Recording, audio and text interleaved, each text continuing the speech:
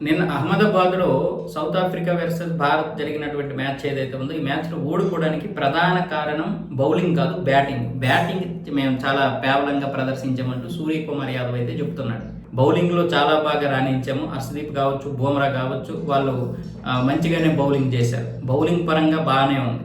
ఎందుకంటే 20 రన్స్‌కే 3 వికెట్స్ పడిపోయాయి. కాబట్టి వాళ్ళని బ్యాక్ ఫుట్లో పెట్టాము. కాకపోతే ఆ తర్వాత వాళ్ళు మంచిగా బ్యాటింగ్‌లో రాణించారు. ఆ తర్వాత మా బ్యాటింగ్ పేవలంగా ఉంది. మా బ్యాటింగ్ వల్లే మేమైతే ఈ విధంగా ప్రదర్శన ఇచ్చాం. ఈసారి మంచిగా వస్తాం, శక్తివంతమైనటువంటి టీమ్గా వస్తాం, ఖచ్చితంగా కొడతాం అంటున్నాడు. నెక్స్ట్ జింబాబ్వే, ఆ తర్వాత ఏమొచ్చేసి వెస్టిండీస్తో ఉంది.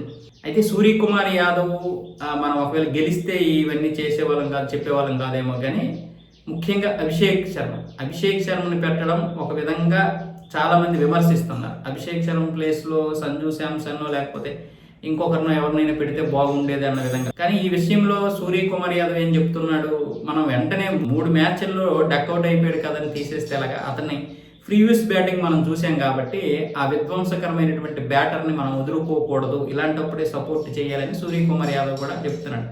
మనం వీటన్నింటినీ పట్టించుకోవాలి. ఇప్పుడు వాళ్ళు టీంలో ఉన్నారు, టీం లీడర్.